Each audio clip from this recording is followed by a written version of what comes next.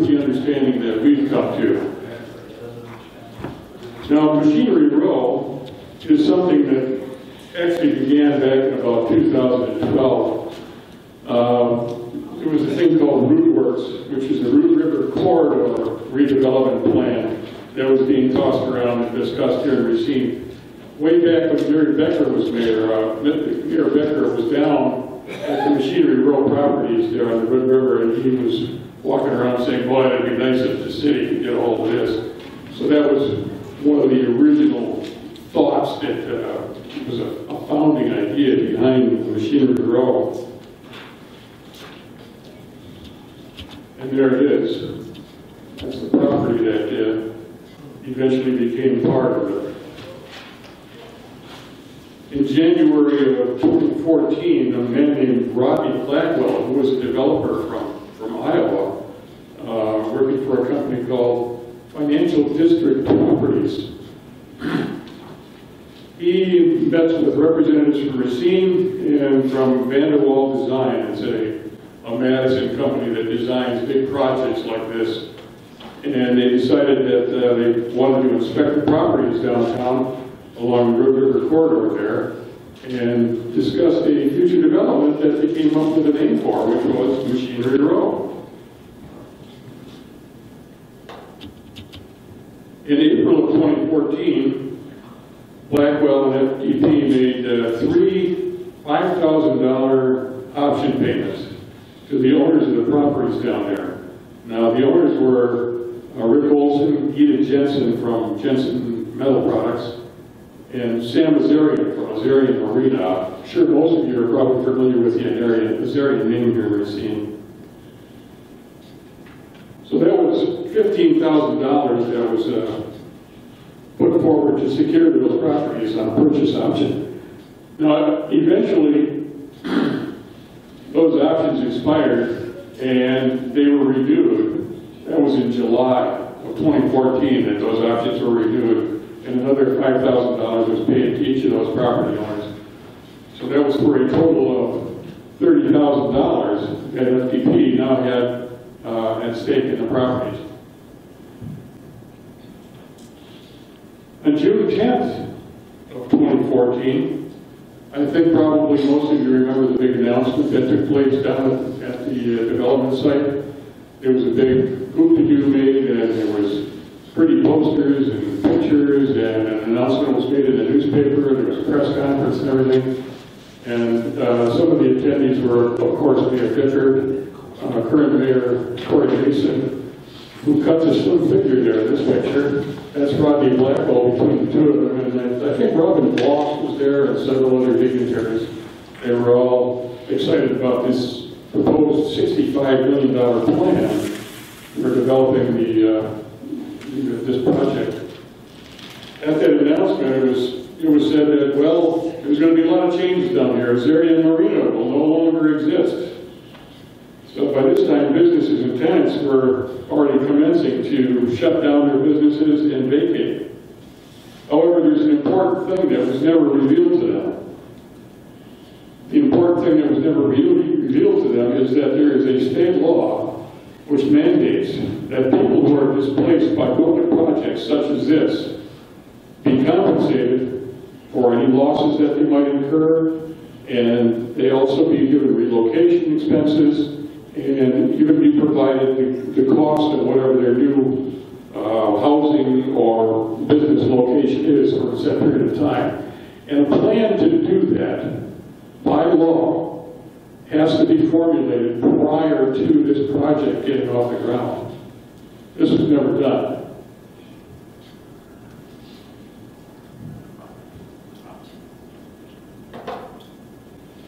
So we've gone through now 2 3-month episodes of these purchase options. Now this is September. This is 2 weeks before the second series of purchase options are due to expire. And this is an email which was sent from Rick Olson to James Bowman. James Bowman was an officer at Financial District Properties. And you can see there, he says, I received an option cancellation this morning through my attorney. Now I am really confused. Now, Rick Olson had a couple of properties down there, and he had a motocross track set up where kids could come in and ride these dirt bikes. He had a fish growing operation. He had a tenant in there that had a cabinet making woodworking operation. And all of these things were being shut down and moved out, so on and so forth. And now, even though he had been told that this stuff was going to sell, I mean, these properties were going to go into new hands, now he's getting a notice that the options are going to be canceled. So how do you imagine that affects somebody who's got a going business, who starts preparing and in fact starts implementing the move out of these, and then be told it's not going to happen? You're really left with your pants down in a situation like that.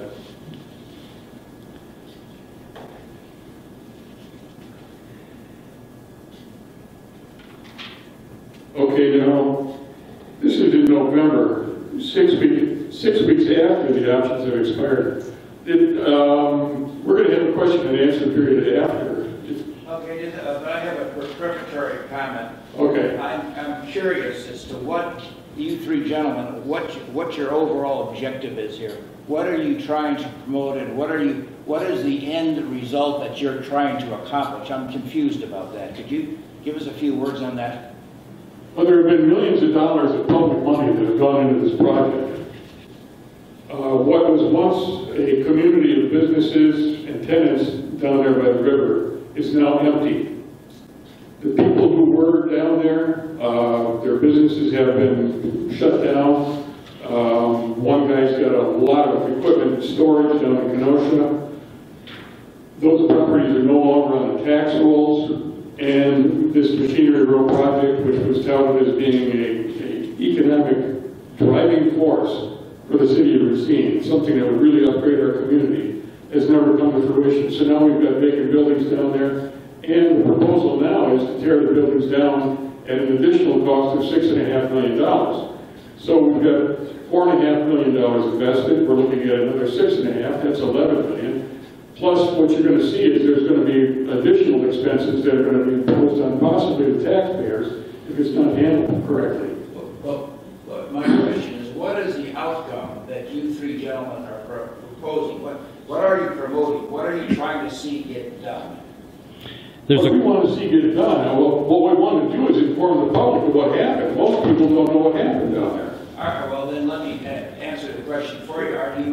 Are you promoting a lawsuit by these former property owners who have sold the property essentially through Blackwell to the city of Racine? Are you promoting or trying to... I'll tell you what, you're asking questions that will be answered further in the presentation. Okay, you're trying to encourage a legal action against another legal action against the city of Racine, similar to the defunct... We're not necessarily trying to encourage a legal action. What we're saying is we're exposed to a legal action, and we're telling you how it happened.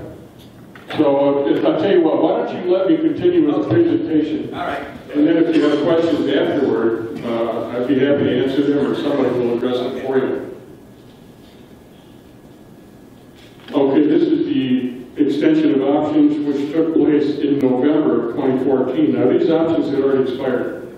For whatever reason, FDP, Financial District Properties, could not or was not interested in getting financing to make this project go forward. That's why they canceled the options. Now in November, an agreement is reached whereby these options are going to be extended.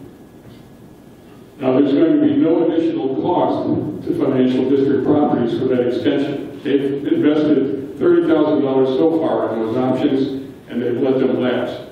Now, this plan has come up where they can renew those options, and an interesting little feature of it is, in the event the property fails to close, option payments shall be returned to FDP Acquisitions, LLC. What that means is even though they've abandoned the project, They've now been convinced that they should continue on, renew the options, and if the project doesn't move forward, they'll get their original $30,000 back. That's highly unusual. You don't see that in real estate transactions. In the meantime, information has been leaked to the public about owners at the properties not vacating them in a timely fashion, which kind of casts a light on the people who are the sellers, as though they're holding this whole project up, which in fact was not the case. You probably remember this. December of 2014, Machinery Row developers were unable to find financing, so a proposal was made to the city to lend them $4.5 million to buy the Machinery Row properties. As part of that arrangement, FTP said that they would give the city a note for the loan and put at least $200,000 into a restricted escrow account to cover the city's 1% interest payments on the IGA loan for up to 24 months. There's going to be something interesting about that $200,000 escrow account in just a minute there. December 17th, the City and Racine Council approves $4.5 million to lend to FTP. The city uses an outside law firm to negotiate sale documents.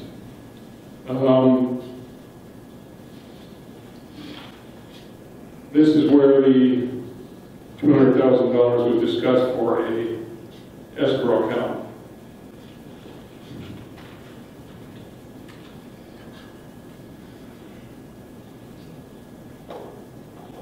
December 2014. Prior to closing on the properties, the city negotiated a deed in lieu of foreclosure agreement with FTP. A deed in lieu of foreclosure means that if FTP does not follow through with repaying the $4.5 million loan, then the city can have the properties back or have the properties given to them. FTP will not contest it in any way, and there will be no need for a foreclosure to happen. This virtually never occurs in a land transaction. So it kind of speaks to the belief that we have that FTP was never really committed to and involved in developing these properties. It's like, well, okay, we'll renew the options to purchase these properties, but I'll tell you what, if it doesn't go through, we'd like our $30,000 back. Oh, and if you want the properties, go ahead and take them. Here's a deed in lieu of foreclosure. We'll sign that right now. Does that sound to you like somebody who's really interested in developing something? It doesn't sound that way to me. The loan was not guaranteed by any personal guarantees, bonds, or other security other than a pledge of the interest on the real estate. Now we're getting to the sale of the property, the actual sale. Olson sells his property for $1.5 million to FTP. Azarian sells his property for $1,093,000. Now what happened at the time of the sale was they were induced into giving a 10% kickback on the money that they were to receive on these sales. That was never told to them until it was closing time. So they thought they were going to get $1.5 million and $1 million in money, and they were told, well, yeah, but you give them 10% back. And what that 10% formed was the $200,000 escrow account that Bowman had guaranteed he would put in. Interestingly enough, when the city was asked to lend $4.5 million to Bowman to buy these properties, what they were told was the sale price of the properties was $1.5 million to Olson and $1.9 million to Azarian. Had they known that they were actually being purchased for 10% less, the city council might not have approved that loan. That was something that was concealed from the city council. It was also concealed from the sellers. Now, Ida Jensen's property was the last property to sell. Hers sold in January of 2015. The property that she sold to FTP was assessed at $1,050,000. The selling price was $1.9 million. So she wasn't hurt too much by that 10% kickback question.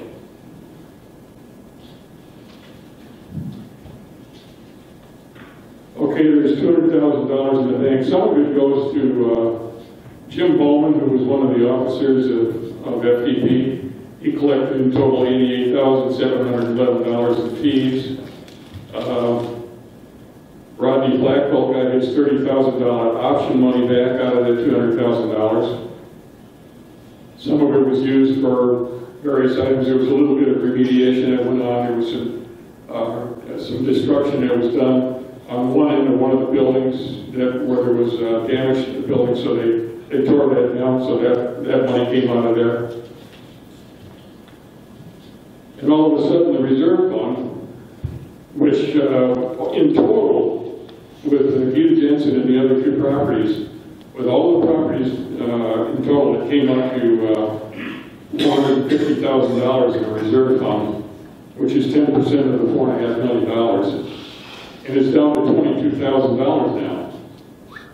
And the city realizes that the real estate taxes have gone unpaid, and liens and judgments are being attached to the real estate. So they come up with this idea that why don't we go to the DNR and apply for a Knowles Nelson grant? A Knowles Nelson grant is something that was named after two governors, Governor Knowles and Governor Nelson. Was I being lax in changing the slides there? So they came up with an idea of building a promenade adjacent to Machinery Road. There you see it, it actually goes all around the perimeter of the property where it's highlighted in green. But the main portion of it is in that red circle. So they applied to the DNR for a $470,000 grant to build this promenade. How that works is the city has to donate half of the land. The developer has to donate half of the land. But now the developer owns all of the land. So the city buys, just on paper, the money actually changed hands. The city buys half of the land that's going to be used for this promenade to donate to the project. And the project manager, the developer, who still doesn't have a dime involved in this, and has in fact received a refund of any money that he did have invested, he donates the other half of the land. So the city is then reimbursed for the expense of that land, and a $470,000 grant is given by the DNR, and that goes into another fund, which is exclusively under the control of the city.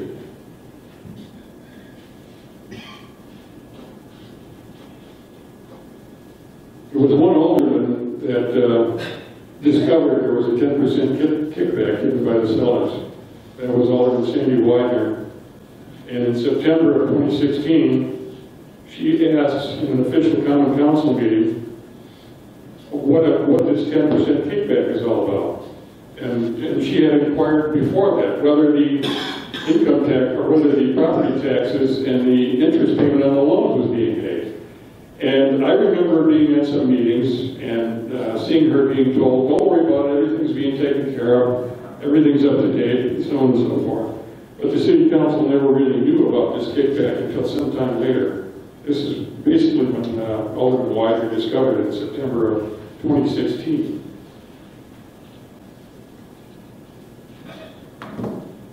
Now, the city amends the development agreement in September.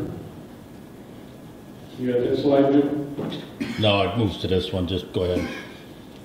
In September, they set up another restrictive escrow account with the DNR monies to pay for the construction liens, real estate taxes, and other things that were due on the Machinery Road properties. That money was intended to be used for the promenade. There's no promenade down there. I don't know if it's been down there lately. In December of 2016, the Machinery Road developer officially defaults on the loan.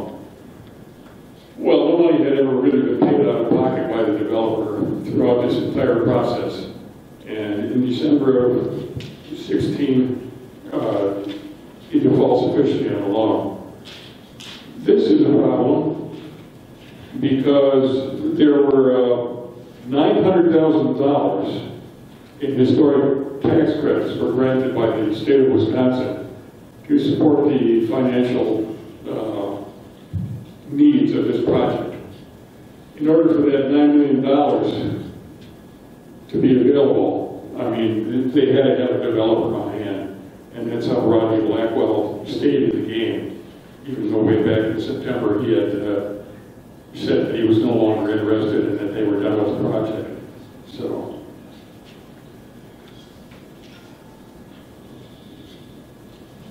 subsequent to some investigation now, one of the tenants, one of the business owners down at Machinery Row by the name of Patrick Fagan, who had a cabinet making and woodworking business, he discovered on his own the fact that he was entitled to relocation expenses and compensation for losses for the ending of his business. Now, according to the Wisconsin statutes, when somebody is in a situation like that, they cannot even give up their rights to relocation and damages. It's right in the statute. It has to be negotiated beforehand, and the sellers and the people that are being dislocated cannot forego those rights. So when he found that out, he got in touch with the Department of Administration up in Madison. And in response, they sent a clear directive to the city of Racine to immediately engage in negotiations with the tenants and the owners of Machinery Row who were displaced by that development to compensate them for the damages. That was in June that that directive came down. December of 2017, nearly 6 months later, a lawsuit is filed on Machinery Row because there is no plan that has been developed, even after the directive from the Department of Administration telling the city, you have to negotiate with these people, you have to honor their rights, you have to compensate them for their losses and for their displacement. It wasn't done. So in December, a lawsuit was filed by Patrick Fagan, and on the 27th of December, a second lawsuit was filed for the Machinery Row expenses. Now, this could run into millions more dollars. Who was involved in the second lawsuit? Sam Zarian, and I believe Rick Olson was involved, yeah. So now the city is preparing to defend itself in a lawsuit. There's $4.5 million, and now all these millions of dollars that could be due to be given to these tenants and owners who were displaced. So that on top of the $6.5 million that's being proposed to tear down the properties that are down there, this whole project could run, somewhere in the neighborhood of $15 million and above. And where we once had operating businesses and tenants down there, we now have empty buildings and a $15 million debt. Not a good outcome in my estimation. So, you ask what we want you to do? Call and ask, why aren't we investigating Machinery Row? A criminal complaint has been filed, which went to the Sheriff's Department, went to the Police Department, went to the District Attorney. It's been bouncing all over the place. It's somewhere up in Madison right now. That complaint was filed in June of last year. That's a long time ago. Actually, it was before June, wasn't it? April. Yeah, that was filed in April. And I'm going to bring the gentleman up here right now who filed that complaint, Mr. Dennis Monty, and ask him to say a few words about what his experience has been with filing that complaint and the response that he's gotten. Push that button.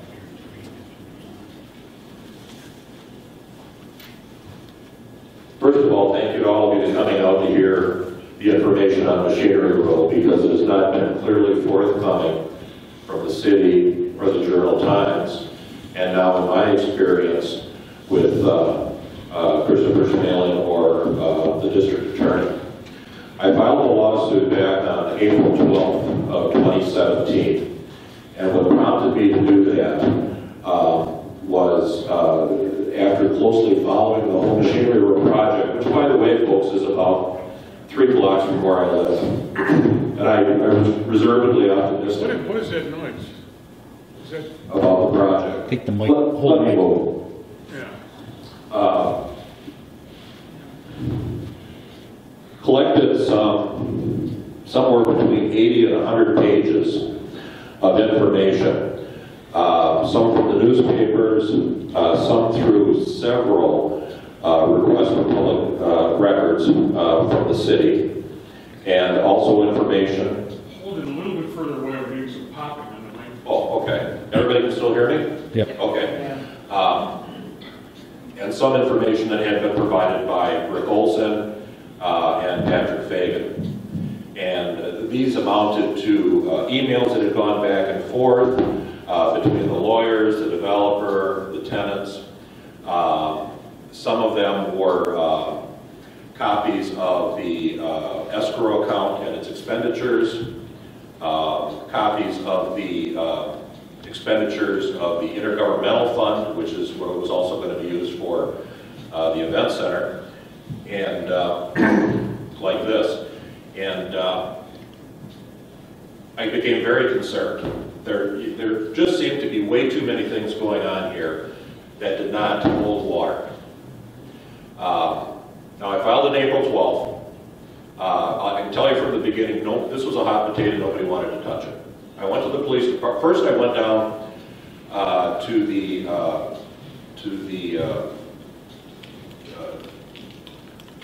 county district attorney's office and handed her the complaint, actually to one of her assistants. And I was told, well, you have to take that to the Racine Police Department, that's a Racine city issue. I sat there for an hour before they found someone who would come and talk to me, and appeared that they would accept the complaint. It was a sergeant that was on duty at the time. He had to find somebody above that. Now they know something's going on. So finally, the shift commander comes down, and he says, we can't handle this. You need to take that to the district attorney. Okay, been there, done that. What's my second option? Well, then you have to take it to the sheriff's department. Took it to the sheriff's department, and investigator Schmeling was assigned to the case, and I was called in to be interviewed and gave the information, spoke with them for probably about an hour, and at that time they had brought in not one but 2 investigators from the state of Wisconsin. Now, folks, this has been like 9 months now.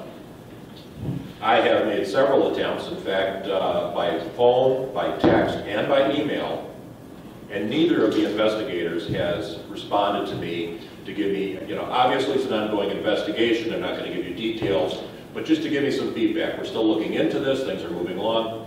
Nothing, not even acknowledging the fact that they received my emails or texts. Interest payments, it was used to pay property taxes. Some of it got filtered off to Mr. Bowman for whatever expenses he thought were justified. Folks, this was your money.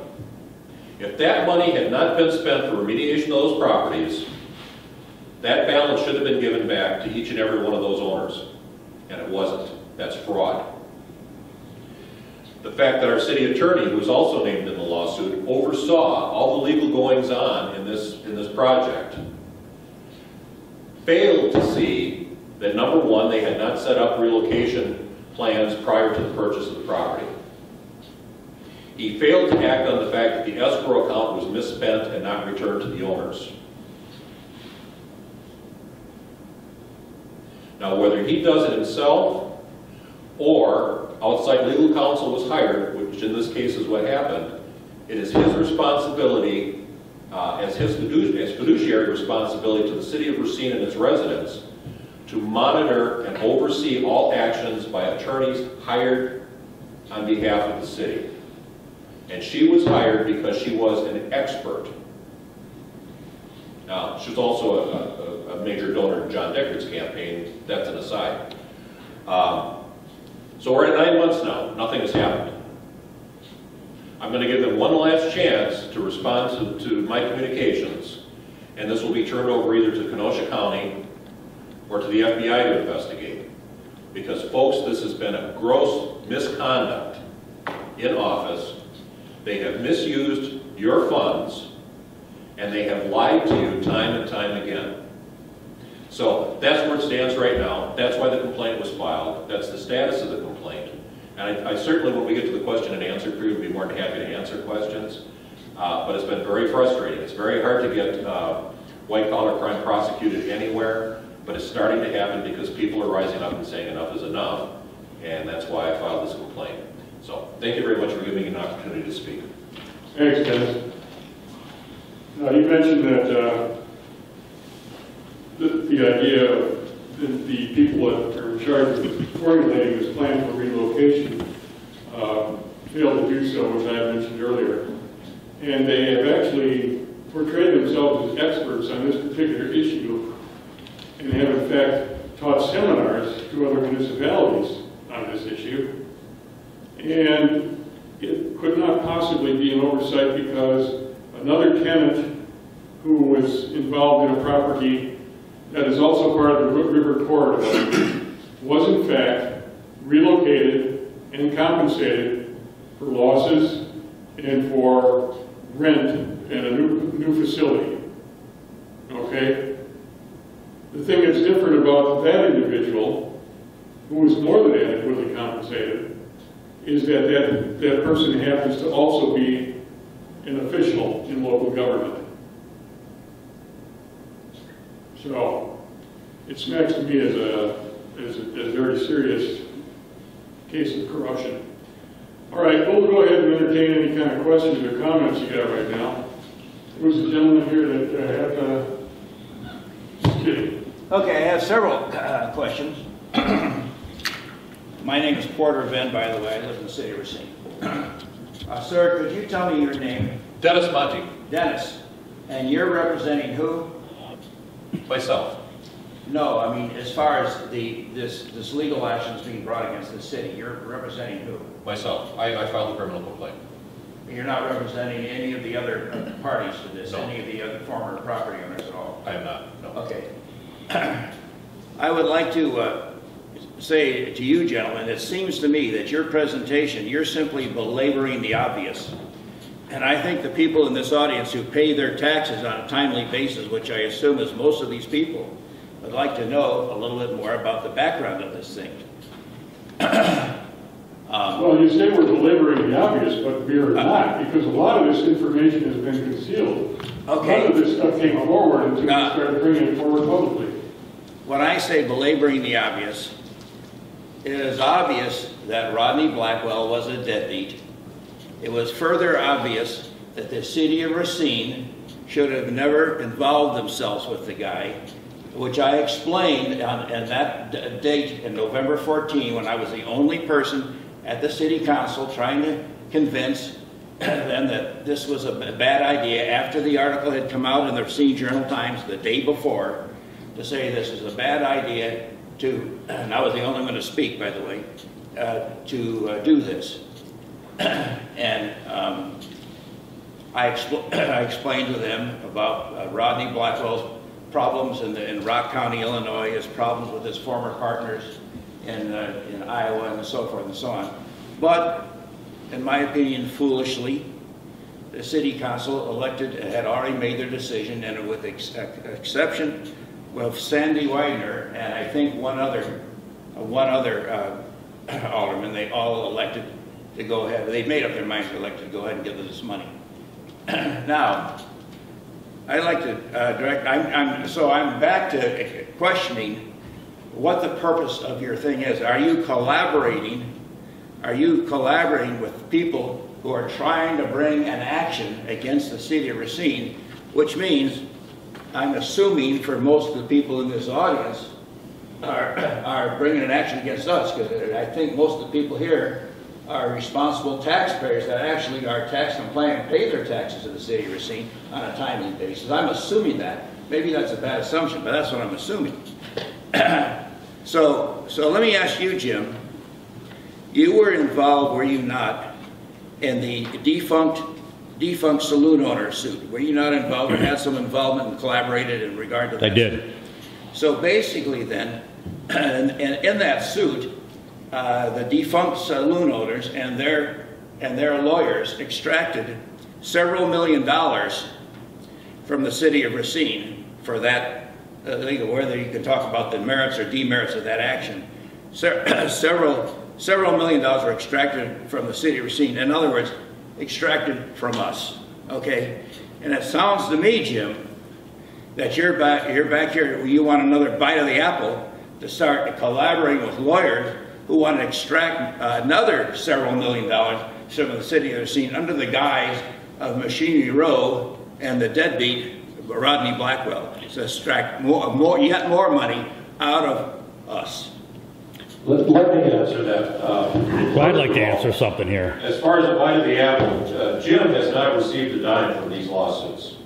All right? Well, Now, wait a minute, you had your piece, let me answer, and then you can respond. Okay. What he did is he stood up for people that were, there was a systemic racial prejudice going on in the city of Racine. That was the allegation, yes. Yes. It was proven in court. It was proved in court, and a settlement was made because they did not want it to go to prosecution. Unfortunately, the lawyers are the ones that make the money on this. Now, as far as this lawsuit from the tenants, they did this on their own. Now, I was involved helping Patrick Fagan get his claim. Now, and let me put another hat on here. I'm president of the Taxpayers Association. So I feel your pain, I feel my pain, I feel the pain of everybody who's paying property taxes. The problem is that we expect the city government and all of our officials to act ethically and transparent and with total transparency. Now, the current lawsuit, the two lawsuits that are in effect from Patrick Fagan and from Olson and Azarian are nothing more than an attempt to recoup the proper reimbursement, which is clearly stated in the state statutes for relocation of individuals involved in property that has been purchased and is planned for development using public monies. Whether those claims would never exist if the representatives of us in the city had followed the law. They did not follow the law. They have exposed us to these lawsuits. Now, we should not be being exposed. Who should be being exposed is the lawyer who drew up those agreements. They have malpractice insurance, and that's where this should actually go. Because they're the ones who are responsible for the problem. They're the ones who ignored the law. They're the ones that should pay, not the city taxpayers. We don't have any grudge against the taxpayers. We are taxpayers. We stand nothing to gain from this other than the fact that maybe the result of this and other actions will end up getting us some clean government, something we desperately need in this town. Dennis. Yes. Are you aware that the $4.5 million that was paid ostensibly through Blackwell, a large part of that was used to pay off Azarian's years and years and years of delinquent property taxes and interest? You're aware of that? I am aware of that, and to take that one step further, we would not have had to spend $4.5 million to buy these properties. The city was well aware of the fact that they owed the taxes, and the taxes were paid by the county. If you're delinquent on your taxes, or if a property goes into foreclosure and taxes are not paid, the city has paid those property taxes by the county. Yes, that's because of obsolete Wisconsin law. I can discuss that with you all day about obsolete Wisconsin law. Well, that's right. It's still our taxpayer money because it's coming out of that. The county could have seized those properties and handed them over to the city of Racine. The city of Racine didn't want to go that route because they were afraid the county might keep those properties. So they spent $4.5 million of our money so that they could seize control of these properties for this grand project that never came to fruition, because Dickard had a grand plan to develop this. Being a realtor, thought he was a developer, and now we have Amy Connolly, who is looking for a grand plan and has mismanaged this, and these people continually spend our money, and actions like these tell them enough is enough, stop it. Now, these individuals are rightly allowed to both relocation, the moving expenses. If they moved to a facility that did not meet the same, did not have the same infrastructure in place, power, plumbing, sprinklers, loading docks, whatever, to pay for that, as well as rent up to a year. Now, this is just part of a project. This is they're not asking for anything that isn't already set aside for them and should have been set aside for them and planned for before they ever started this project. When that first seed was planted, they should have put a relocation specialist in place. And as Dr. Jorgen explained, they knew well how this worked because they did it for a property on Mount Avenue. He didn't have to go hat in hand begging for the money. They handed him a check for like $30,000 for a couple slabs of marble. These individuals were entitled. They took Machinery Row, which was, even though taxes were not being paid by Zarian, there was an economy there. There was a marina, there was a concrete business, there was a storage business, there was an aquaculture business, there was a carpentry business. These were all contributing to the economy of Racine. When they make money, they spend money in Racine. And they pay state taxes on what they sell. These individuals have all been shut down. Most of them, their businesses have just disappeared because of the long delays that have taken place. Their relocation should have been paid at the time that the property was purchased or shortly thereafter, and we are now 6 years later. In fact, I'm not convinced that this project was ever really seriously meant to take place. Again, you're belaboring the obvious. Rodney Blackwell, everybody in here knows that Rodney Blackwell was a deadbeat. Well, I don't think he was brought in specifically because he was a deadbeat. To function as a strongman for the city to get control of his property. The city of Racine, in my opinion, was very foolish and naive to ever invite him into a meeting. I agree with that. But what concerns me is the people behind your effort, it seems to me. Give me a mic. Are people that have been involved with delinquent taxes, and for example, Azarian is a perfect example of having to use a good part of that money simply to pay off all his delinquent taxes and interest. And that can happen in a state like Wisconsin that has, and why it happens because the tax law and the property tax law in the state of Wisconsin is grossly obsolete and allows for that. In a responsible state, this Azarian situation and other situations where people have not paid years and years and years of stacked up delinquent taxes, and we could go through Jane's tax rolls today. So what you're saying is that you're what I'm saying is that this project was a total disaster and it never should have been brought. Yes, but my point is now, I'm talking about now on February 15th, whatever the date is today, 2018, where the people, that seems to be the people behind this, your initiative, a lot of them are people that have been in because of non-existent state law in the state of Wisconsin, have been involved in large amounts of Well, taxes. I'm going to tell you right now you're wrong, because there's nobody behind it besides Mr. Spock, myself, Mr. Myers. Jim, the reason we're behind is because we're tired of government. Have you always been totally current in your property taxes? No, As but I'm you gonna explain. suggest? Can you hear me? Yeah. Now let's talk about this for a second. It's not the relocation. It's not the property taxes that are delinquent. They paid the property taxes out of his proceeds, as Arian did. All of them did. At any closing, everything is made current. Whatever left over goes to Azarian. I know Azarian didn't walk away with damn near nothing. Now here's the problem. The city of Racine scammed the taxpayers. It's not the citizens, it's not Azarian, it's not Fagan, it's the city of Racine and the elected officials that you put in. They went to the common council with Blackwell. Blackwell came into this community with Corey Mason, with Vanderwall, back in the early 2014. He met with Vanderwall. Vanderwall said, hey, we can put a development down on the river. They called Blackwell. Blackwell came in. There's all emails and all documentation to prove that. He came into town. He looked at it and said, I could possibly put something together. He put options on each one of the properties. They needed those options because the state of Wisconsin was going to give them $9 million in tax credits. And the reason they were going to go to the state of Wisconsin, because the historic tax credits were not available. They came to the Racine and said, no, we're not going to give them. They're not historic buildings.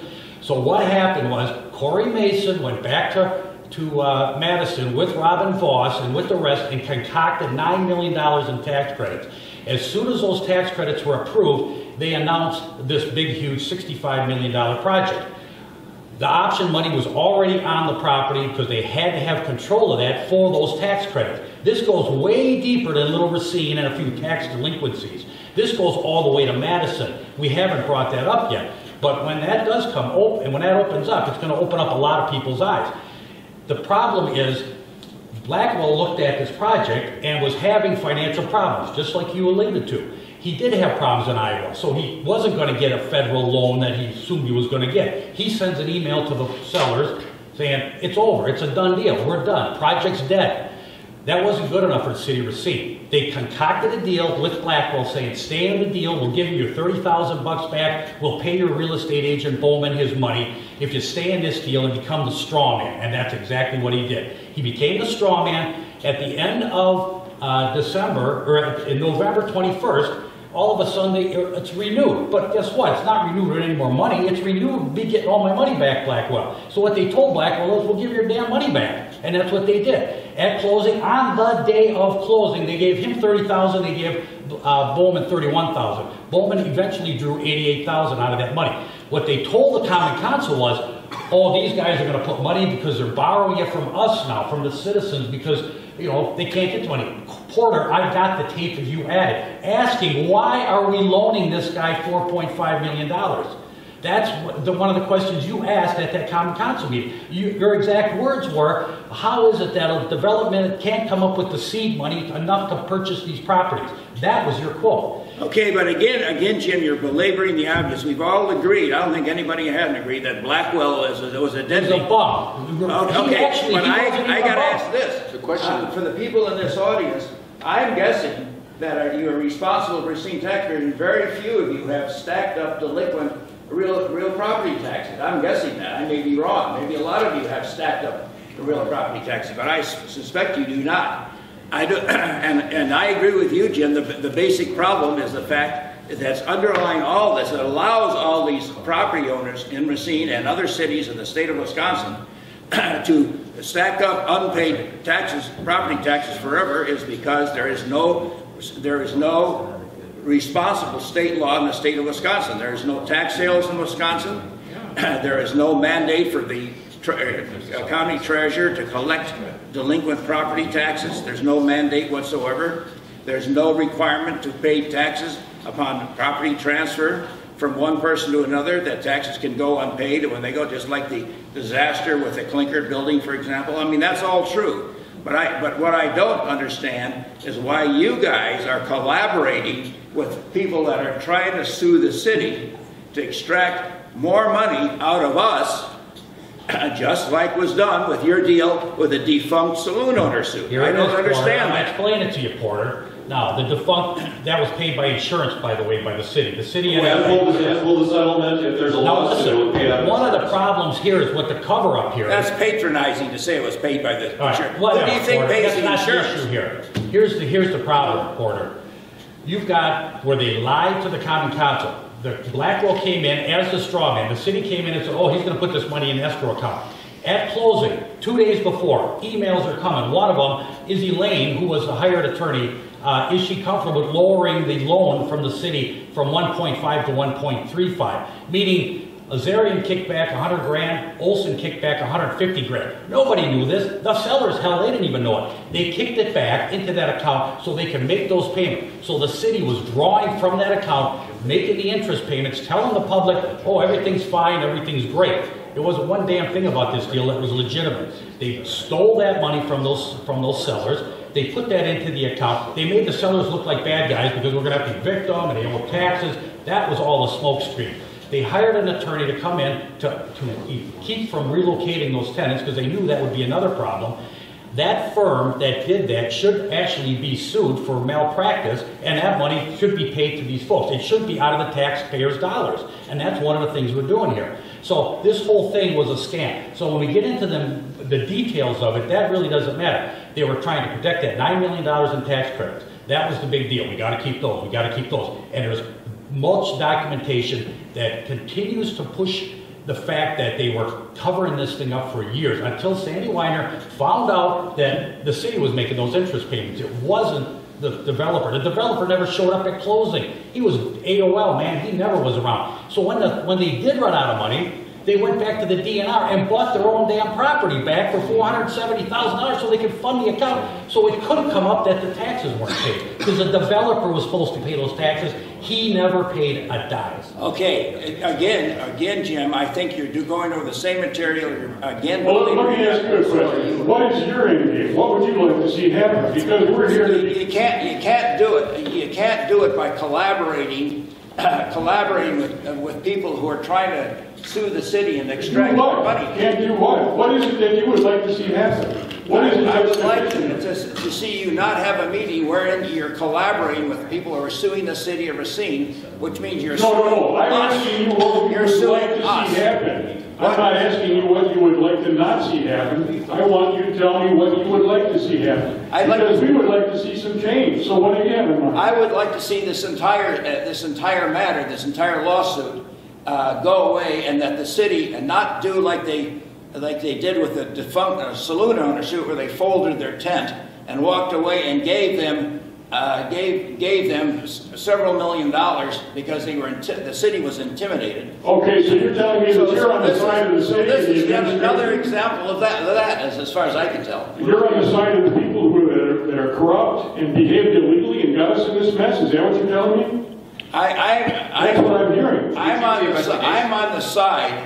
on the side of the people who we elected, wisely or unwisely, that we elected to run our city. And if we don't like the people we've elected to run our city, then we should run them out of office. That's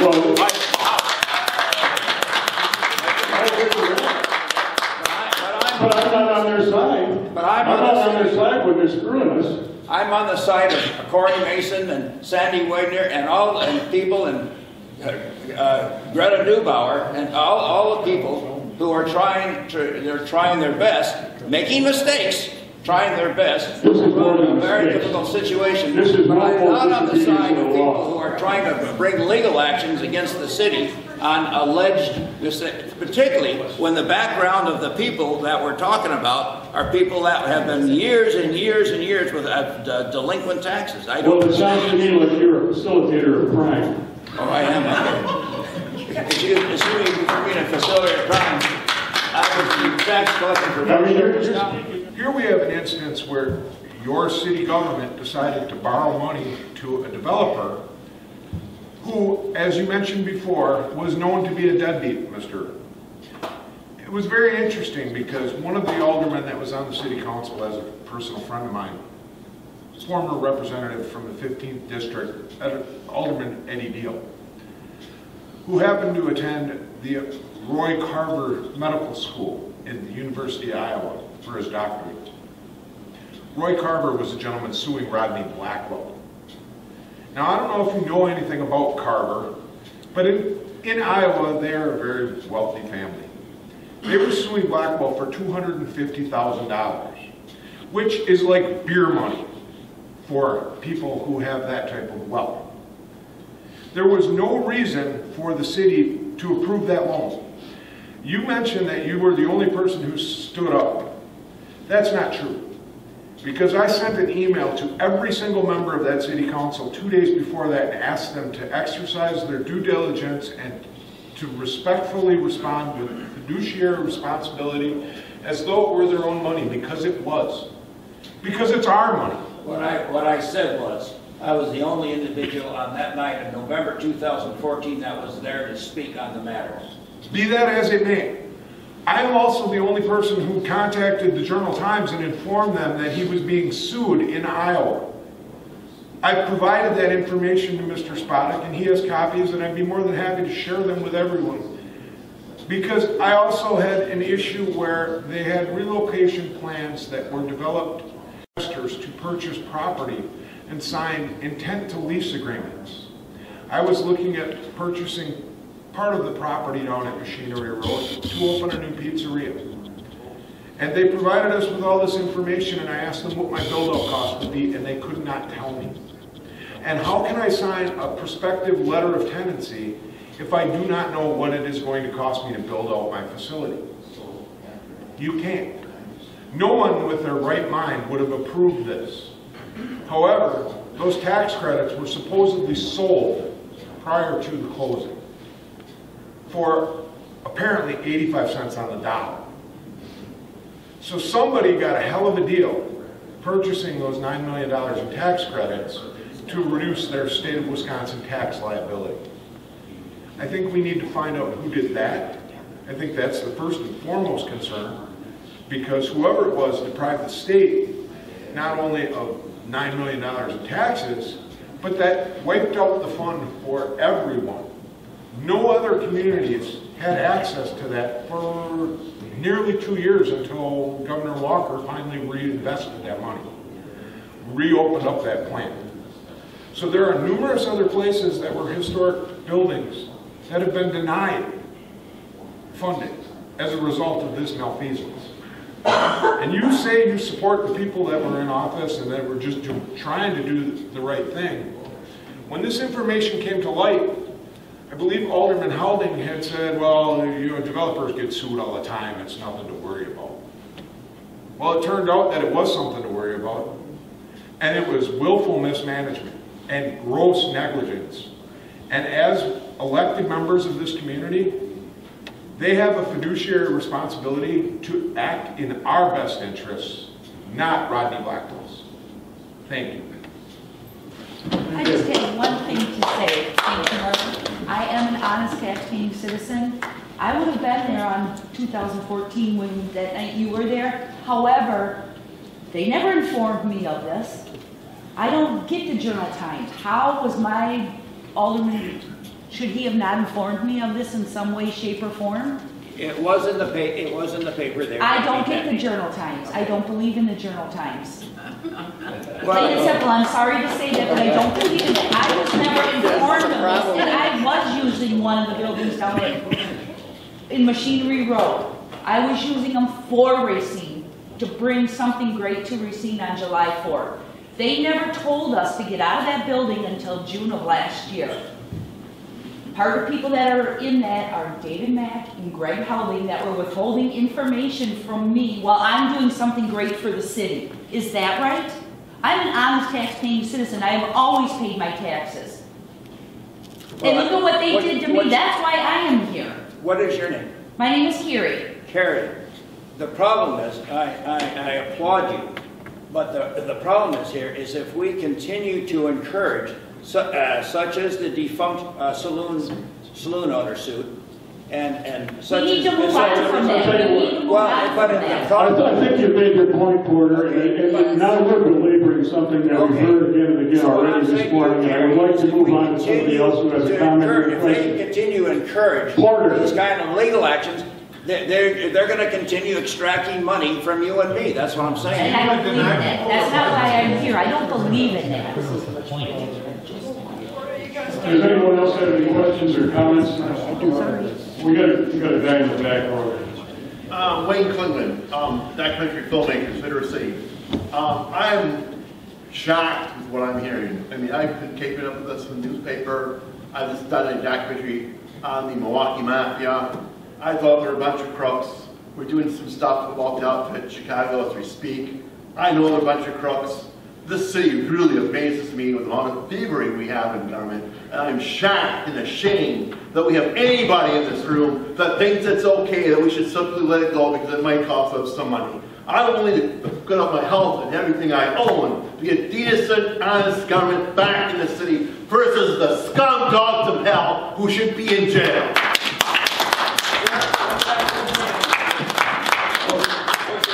Wayne Klingman. Wayne, do you pay your taxes? I do, sir. Excuse me, but we have another question right here. Contrary to my friend Porter Venn, I think this suit is, I think this suit is well taken, and I'm pleased that you're going ahead with it. And I would like to see you also expand it to bring in A.B. Conley, our city development director, who the city council knew was in trouble with Tinley Park when they interviewed her and hired her. And I think we need to get him out of there. I agree, thank you. I agree with you. And we also need to take a good long look at Jim Palnick, who was brought in to promote the arena project.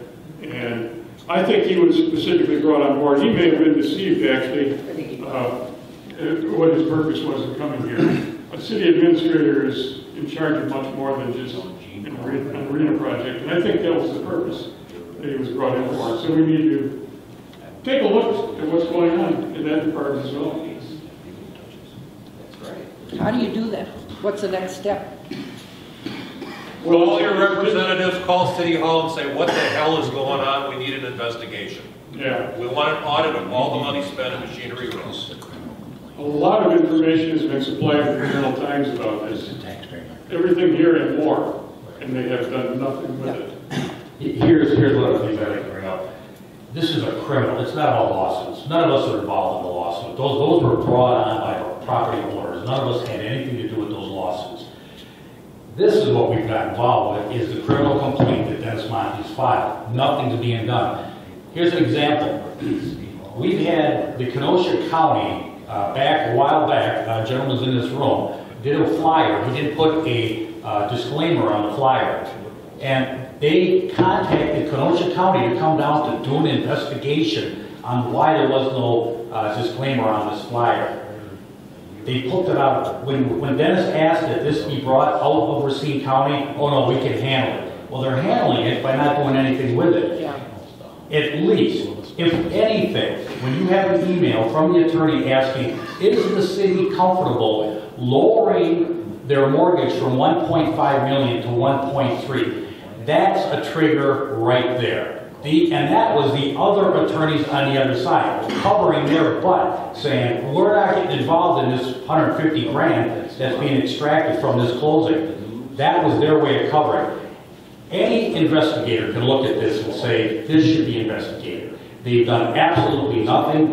I believe there is a cover-up here at the local level, because you've got, it's a good old boys club. That's exactly what it is. And for us to stand up and do this, we're not protecting, we're not trying to extract money from the community. We're trying to save money to the community, because if it becomes criminal, you've got one hell of a situation there. And it needs to be investigated, and it needs to be investigated properly, and it needs to be investigated outside the city of Racine. Why are we the last? We collect as much taxes as Kenosha, as Oak Creek. Why are we always last in the bottom of the barrel? There's a reason why. Because we've got a poor leadership in city government, and we've had it for a number of years, and it needs to change. And the only way you're going to change it is to take on the establishment, and that's exactly what we're doing.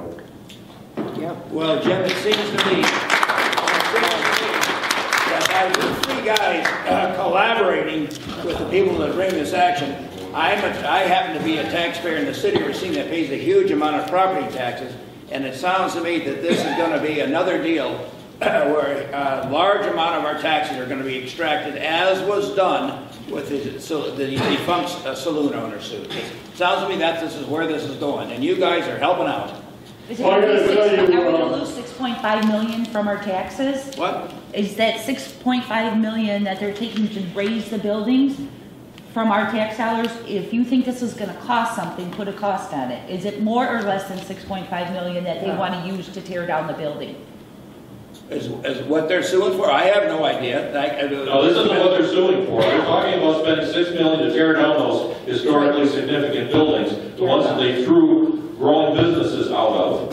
Right. Do you think they should be spending $6 million with absolutely no interest in developing that property, or just leave it alone until a developer comes along? What would you want to spend the $6 million? What was your word? Historically significant? Those were Dickard's words. Historically significant buildings. That's why they got the $9 million in tax credits. Preservation of scene, I can assure you, they're not historically significant. I agree with you. Development Act. Yes. Now, But they are solid buildings and they're valuable. Yes. They have value. Now- One of the things It's that, 1910, built them. one of the things that people who come into the city looking for is existing structures, people that are interested in opening businesses here. And we have a lack of them. So it doesn't make sense to me personally to tear those buildings down until somebody comes in and says, we want raw land and we want it right there, because we have raw land in other areas of the city. folks, I think, he keeps throwing out this word collaboration, makes it sound like they're Nazis. What they're collaborating with is the public, of taxpayers who are tired of having their tax dollars misspent. And I think the purpose of this is to inform people, as was the first edition of The Voice, on just where their money is spent. Now let me put this into perspective for you folks. It was about a month ago, I think, that it had been revealed that the Senate and Congress had used $17 million of your tax dollars to cover up sexual allegations. Folks, they have wasted $17 million in the city of Racine, and people are not down at City Hall with pitchforks and shovels demanding an answer. You're concerned about your taxes, we need to shut this down. Amy Connolly needs to go. We need to have aldermen who are frugal and spend our tax dollars the way they would spend their own. And every single person in this room, every single person in the city needs to call City Hall, ask for an investigation, and say enough is enough. What have you produced for all the money that you have spent? Amy Connolly's goal is to build what she calls a land bank, that the city owns as much property near the river as they possibly can get their hands on so that they can control it. Now, we just had a developer come in and purchase the old Western Printing Building on Mount Avenue, the Lighthouse Church building below the 6th Street Viaduct, and I believe one other property. The city actually tried to prevent her from buying the Lighthouse Church because they wanted to own it. And she put a cash offer in for more than it was worth. Those are the kind of developers that we need in Racine. The ones that have flesh in the game, are willing to invest their own money, and are willing to pay to develop those properties, produce jobs, and increase the quality of life in our city. The city's job is not to be a personal developer. The intergovernmental fund money, which is extracted from water bills, in which they get just shy of about $2 million a year. Now it'll be a lot more once this Foxconn thing starts going. Imagine if that money over all these years had been spent encouraging people to come in, lowering our taxes, lowering the almost $100 million that our city owns, not including the debt service, so that we look inviting to other communities. Our city has come on. I'm dead here. Oh. Yeah. Dennis, the answer to your concern is to do the direct thing, which is to, with all the misdeeds and all the misspending that may have gone on by the people running the city of Racine, is to vote the wrongdoers out of office. It is not to file yet more legal actions aimed at sucking even more money out of the city. Porter, if this is a wrongdoing, we need to attack it immediately. You're right. And Porter, Do this kind of legal action?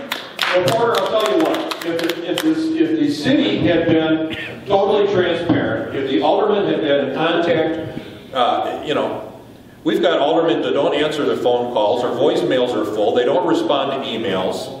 Our personal representation on the city council is very poor in this city. We've had one individual come out and say he doesn't care what the voters think. He thinks something's right. He's going to move ahead with it. The transparency on this has been poor to none. And I applaud these individuals for getting this word out. And I did go through criminal action, a criminal complaint, in order to have this investigated. Now, we had a collusion, and if you want to use the word collusion, we had a collusion between John Dickert and the majority of the aldermen on the city council that ramrodded this through just like they tried to ramrod through the event center, and it was unstoppable. It was a train that was running off the tracks, and it was just going to keep right on going. So the information that's out here right now is to give people the opportunity to speak up, to let them know what their representatives are doing, and vote the bastards out. I agree with you 100%. That's why I'm running for office. That's why Carrie's running for office. That's why Sandy's running for office again. That's why Malcolm Platt's running in the 8th District. Vote them out. They've been entrenched too long, and they no longer are in touch with their constituents, and they have lost all sense of where they came from and from whom their authority is given. So I agree with you. Let's vote them out. Okay, Dennis, that's your approach. That's a laudable approach, and that's your approach. I applaud you for that approach. If you believe so the members that are presently ensconced in the Racine, or even the county supervisors, are ensconced in a bad and wrongdoing. I applaud that. I'm just saying that is the wrong approach. Well, unfortunately, it's come to the point that that seems to be the only approach, because this has been going on for an awful long time. Vote him out of office. We're just talking about this all half the day. How come you haven't thrown anybody out of office? Jordan, be up there with the mic.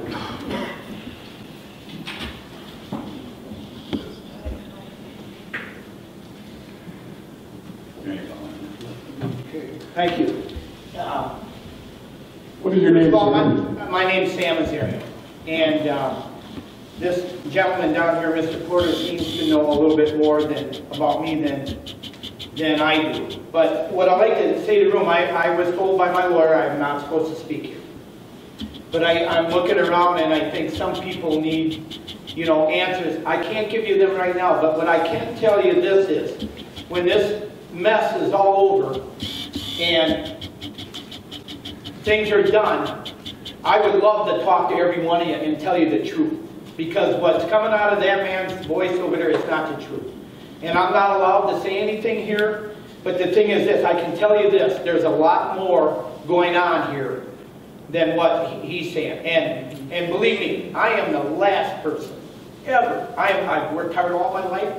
Everything I've ever earned, I've worked for. I try to tell the truth all the time, everything. And the thing is this, maybe sometimes I haven't worked smart, but I've always been a hard worker, and I can tell you this person right here is still paying over $30,000 a year in taxes. My family's paid taxes for many years in this town, and I mean more than some people in a year, or 5 years they pay in a lifetime. So, not paying taxes, I'm always, my dad said the best thing ever happened to him was Racine. That's what I want to see. I wanted, when Blackwell came in, I wanted to see that project go. You know why I wanted to see it go? Because I wanted Racine to go. I wanted them to be the 3rd ward down there on the river. So the thing is this down here, there's things being said. They don't know everything that's gone on with the Azarians. There's a lot more. I can tell you this, we had a record year in 2007. We lost over $1 million between 8 and 12 because of the economy. Nothing about our work ethic. It had nothing to do with that. It was about the economy. And for a man down there to say things about us that he doesn't know, I'm the last person ever that would start a lawsuit. I was the last one to get on the train. But you know what? I see what's going on in this city. And I see the corruption. And the only way you're going to beat this corruption is to fight. And my hat is off to the spotting crew. Oh my God, they're the best things that's ever happened to this town. These guys, you know what? They're fighting for us. They're fighting for us. They are. They're trying to get all this corruption out of this.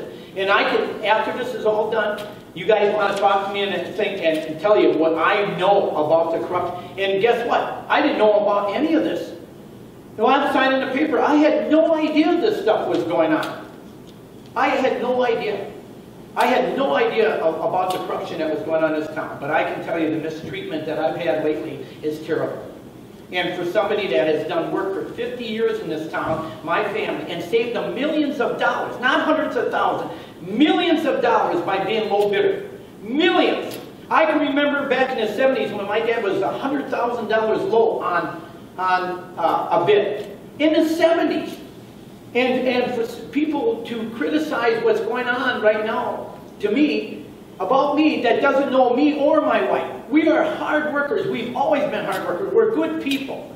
And the thing is, for people to know, and I would love to go, but you know what? I'm probably already going to get slapped on the hand by my lawyer for speaking here, but you know what? I can only stand here so long and listen to this.